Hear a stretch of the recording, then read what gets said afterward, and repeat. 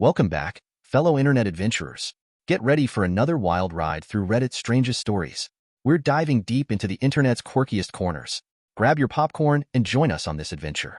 Don't forget to hit subscribe and like. Let's get started. John met my wife Janie through a mutual friend, and they became good friends, starting to hang out regularly.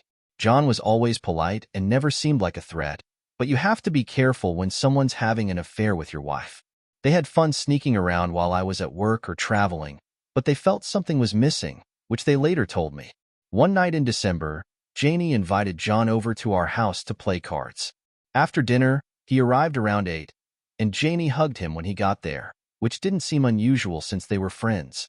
We all sat on the sofa, and I got John a beer from the fridge. When I came back, I saw John and Janie holding hands, resting them on his leg. I asked them what was going on, as they both looked like they had bad news to share. Janie told me to sit down, so I did.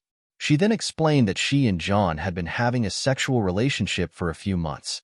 She said they had a strong connection that they couldn't ignore and that they cared about each other. She also said she cared about me and didn't want to cheat, so they had an arrangement they wanted to propose. John picked up where Janie left off. You see, we can't stop seeing each other. There's just too much there to ignore. But we wanted to make sure you were included in our little tryst. We'll continue meeting regularly, but you'll be there with us, watching, maybe lending a helping hand here or there, he said, smiling. Janie continued, really, it's going to be a lot of fun for you. I've looked at your search history, and I know you like cuckolding porn. She rolled her eyes as I looked confused. I've seen the history on your browser, and you constantly search adult sites for cuckolding relationships, so I know that deep down, this is really what you want. It's honestly what's best for our marriage as well. John began again. So what we need from you is a signed document, a simple statement that all parties within the contract agree to these terms. I looked through the papers that Janie pulled out of her purse. If the arrangement fell through, some provisions stated that she and John would be released from any liability, and I would initiate divorce proceedings. Certain provisions permitted sharing a shower and sleeping quarters, as well as kissing and snuggling. I sat there, my mouth dry, not knowing what to say. Janie pleaded her case. Look, I love you, but I also love John and what he can do for me. It's nothing personal, but the way he makes me feel is something I can't just quit. I know he feels the same way about me. John nodded his head in agreement. So sign the contract, babe. This is how it's going to be from now on. What was I to do? I certainly didn't want a divorce, but I had no idea how I would react to watching Janie be with another man. I looked at the pair of them again, their hands still locked, but now on her thigh. Janie looked at me earnestly and said, maybe this will convince you to sign.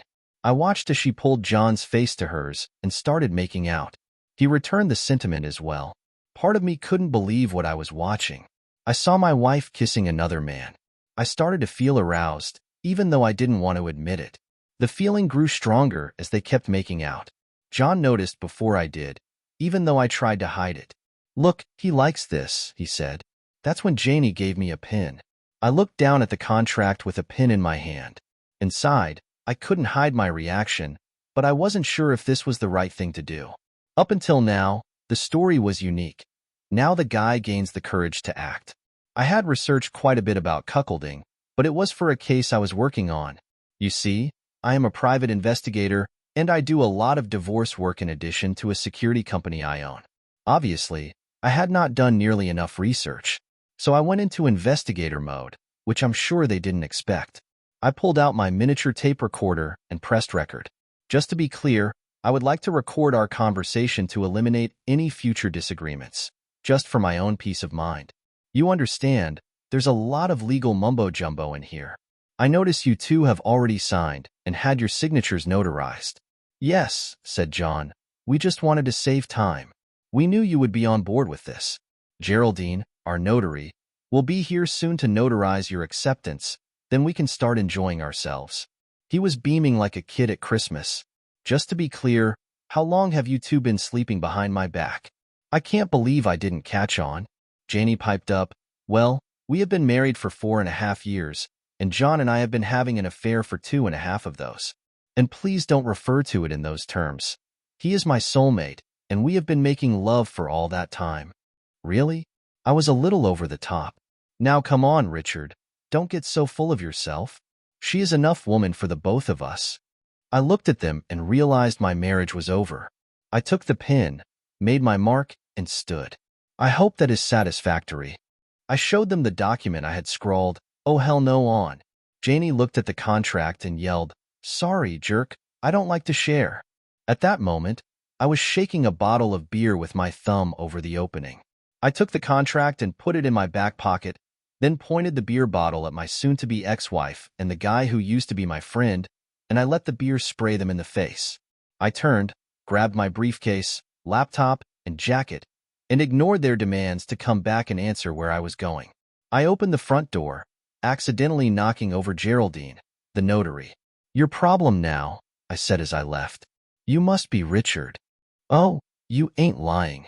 I got in my pickup and backed up to the foot of the driveway. I clipped the left rear quarter panel on the jerk's Lexus.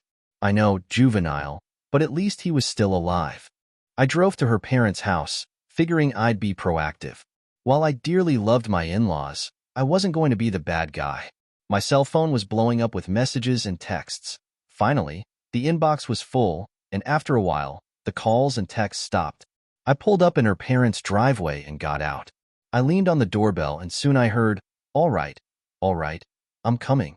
The porch light went on, and then I was face to face with her father, Judge Thomas Smith, who did not appear to be in a happy mood. "Richard, what are you doing here at this hour, and where is Janie?" "I don't know where the hell she is, certainly not on this planet." My father-in-law and mother-in-law had always treated me with love and respect, even though they had a son in addition to my soon-to-be ex-wife. I handed the judge the contract and placed my mini tape recorder on the kitchen table. "What the hell is this?" "Read it," I said. He started to read, and his eyes bugged. "Is this for real?" he asked. I flipped on the cassette player, and it began where I had inquired about recording the talk to avoid any miscommunication. His wife was listening to it when, all of a sudden, the bathrobe she was clutching slipped open, and she covered her mouth with her palm. She let out a gasp, and the robe flew open to reveal her sultry black nightgown. Well, I figured his night was ruined. He finished reading and looked at me. "I don't suppose there's any way around this, is there? What would you do if you were me?" he asked. The older man looked down and shuddered. "I understand, son," he replied. Just then, their old-fashioned house phone rang. His wife answered it. "Hello, Mother? If Richard is there, I need to speak with him right now." Her father grabbed the phone. "About what, idiot?" he asked. "Are you two having some problems?" You could hear the shriek and surprise on the other end. "Daddy, what are you talking about? This does not concern you or my mother. This is between my husband and me. You should get a contract that clarifies that. Otherwise, you have made this a family issue." I could hear the wailing and the "oh no, they know," her father said into the phone. "Goodbye, Janie," and hung up. Dad turned to me and said, "Go and get a good night's sleep. Then do what you have to do. Just don't do anything stupid." "Copy." "Yes, sir. I'm sorry for everything. Not your fault, son. Sometimes the snake just sneaks into the garden." I went out, got into my truck, and drove to the Hampton Inn, checking in for a week.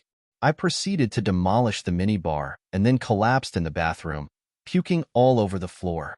I dragged myself, fully clothed, into the shower and hosed myself off, stripping off my clothes and then collapsing onto the bed. I slipped off to dreamland. The next morning, I woke up and cleaned up again, realizing I had no clean clothes. I called a good friend and asked him to buy some clothes at Walmart and bring them to the Hampton Inn, room 8819. He was concerned about what was happening, so I told him I'd explain everything when he got there. I also asked him to pick up some Egg McMuffins and a lot of coffee, telling him to hurry. Then I contacted my office and had my two best employees start surveillance on my wife and her affair partner. I called the bank and froze all my accounts, both personal and business. I paid off and canceled all her joint credit cards. I also canceled her cell phone, which was on my business plan, and had all the utilities to our house shut off. Lastly, I called a lawyer friend who recommended a divorce attorney. My brother is great. If you're looking for maximum damage in a case, tell him I sent you. This looks like an easy win and could even set a legal precedent. I called her brother, and around that time, Gerald arrived with the clothes and breakfast. As we ate, I told him everything that happened yesterday. At the same time, I informed the attorney about the situation and what I wanted. He told me to come to his office with all the details at around 3 p.m., and we'd plan our strategy. Gerald was shocked. "I can't believe she would do this," he said, not about the cheating stuff, but to suggest a written contract and notarize to tell me about it. "I have a few more things to do.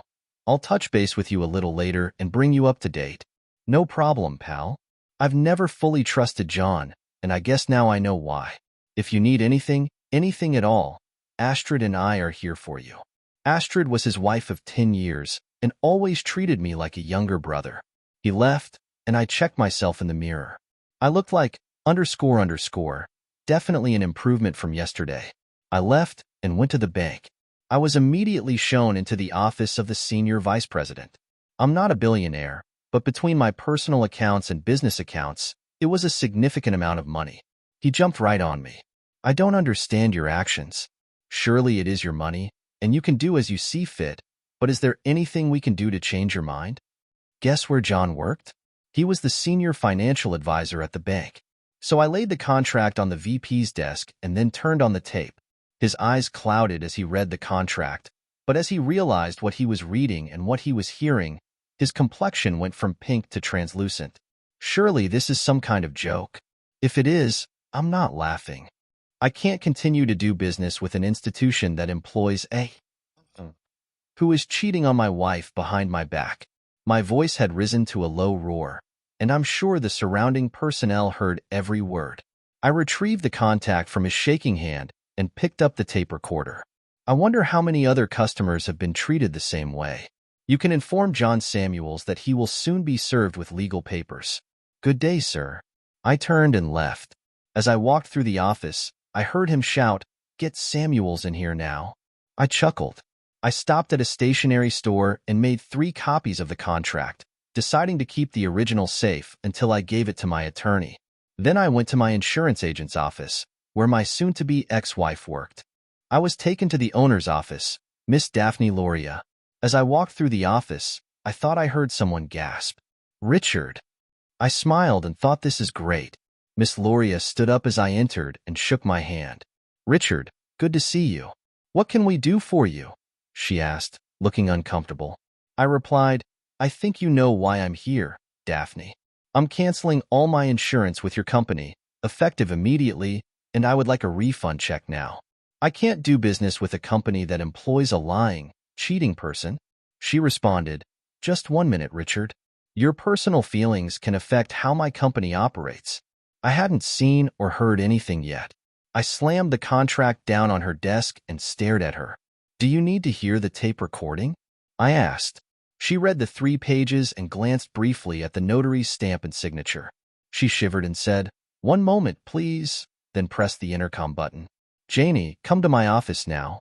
A few seconds later, my visibly shaken soon-to-be ex-wife walked in. "Yes, Miss Loria?" she asked. "Janie, you're fired. Pack up your desk and leave immediately." Janie staggered and then fainted. A few people rushed over to help her.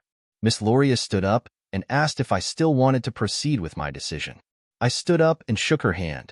"It's been a pleasure doing business with such a highly moral professional. I think I can leave my business where it is." I turned and left, stepping over my supine ex-wife, and drove to the lawyer's office. Nathaniel Sampson was the name of my attorney. He appeared younger than me, yet he was a little older. He was observant, though, and showed me around his workplace after asking if I wanted something to drink. He had his secretary fetch us some water. "Now, Richard, I've talked to my sister, and she seems to think I'm going to enjoy this. So, what have you got?" I produced the original contract and then spooled up my tape player. The recording played out, and he listened, but he seemed more interested in the contract. When it finished, he hit his intercom button, and his secretary, Parallel, came in. "Bethany, take that tape recording and make 2 copies, then put the original in the safe. Get Mr. Daniels a new tape and bring the recorder back." He returned to reading, shooting me sideways looks every so often. Finally, he put the contract down and looked at me. "This is for real, isn't it? No one could make something like this up?" He thought for a minute, then looked at me. All right, so what do you want to do? I want to crucify them. I want to hurt them so badly that they won't be able to get work or have any kind of social life together. I really want them to pay. He smirked a little and smiled at me. I've never seen anything like this before in my life. I wouldn't miss being in on this for all the money in the world. The first thing we are going to do is get the notary in here and depose her. I've worked with her before, and I think she'll be helpful. We'll have her own notary here to handle everything legally. Then we'll get the tape authenticated and use it effectively. We'll push for a jury trial and go after them hard. Oh, and by the way, I think they're both out of a job now. I made a bit of a fuss at the bank and her workplace. Even better, we'll increase the pressure. If we get a jury trial, I'll handle the case for free. I'm really excited about this. The truth is they can't claim slander or libel. We have proof that everything they said is true. As long as we don't deviate from the facts, they can't do or say a damn thing. The light slowly dawned in my mind. They had screwed themselves. We had the notary in, and when it was laid out to her, she rolled on them. She testified that they wanted to have their cake and eat it too.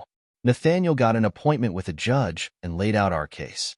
He shook his head and looked at me. I feel for you, Mr. Daniels. If I can, I will do everything in my power to set this right. But are you sure you want a jury to hear this? My lawyer stepped up. Your Honor, my client wants maximum pain and suffering for the woman who is still technically his wife and the person she has been consorting with. He wants their marriage dissolved and for her to leave the union with nothing. Absolutely nothing. All right, counselor, set it up and let's see if the other parties will roll over. We notified the other two and told them to sign the papers or get a lawyer.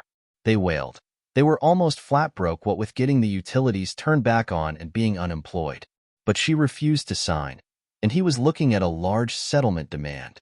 They ended up with a shady lawyer who didn't know about the contract or the recording. We set up a meeting at my lawyer's office and got everything prepared. My attorney confirmed that the recording was valid and authentic. We were all set. They showed up at 11 p.m. with her father.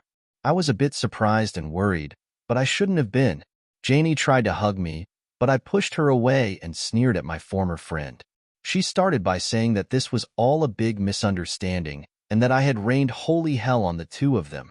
They had both lost their jobs, were almost destitute, and had no prospects for any future.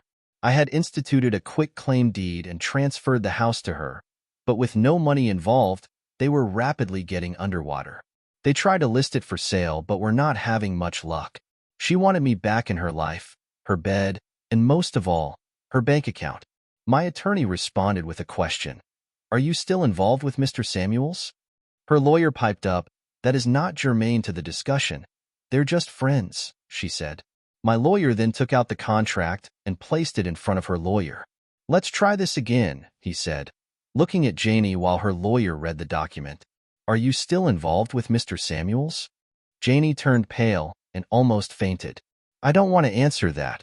It's too personal. That's fine, Miss Farrell. You can answer it under oath at trial, my lawyer said, becoming more and more satisfied as I watched their lives fall apart. Her lawyer finished reading the contract and looked sick. You never mentioned this before, he said, turning to my lawyer. This is all hearsay. You have no proof that this is real. At that moment, their notary, Miss Geraldine Schulz, produced a sworn and notarized statement from my attorney. After handing it to her lawyer, he gave me a written and notarized statement detailing everything I had said and asked for next. He played the cassette recorder. This is admissible in court because your clients knew it was happening and agreed to it, he said. My lawyer pressed play, and their whole world fell apart. Her lawyer looked panicked, then her father, who was the judge, spoke and took control. He slammed his hand on the table and glared at her lawyer. That's enough, Janie. Mr. Hoodie, you're fired. Janie, sign the form and get your act together. Samuels, I want you out by tomorrow night. You're named as a correspondent in the divorce case, so you better find legal representation before Richard gets a judgment against you. And Janie, you're getting nothing out of this. If you go to trial, you might get even less. Your mother and I are disgusted with you and your behavior. Your brother won't bring his wife and children to our home as long as you're staying there, so you need to find somewhere else to live. Samuels is your soulmate, and you chose him over your husband, So maybe you two can make it work." I heard him mutter, "I sincerely hope not." It turned out Jan's parents were paying for her lawyer. She signed everything while Samuels jumped up and ran out of the room. He disappeared completely. It had nothing to do with me. 3 months later, I was still the only one sleeping in my bed and still single.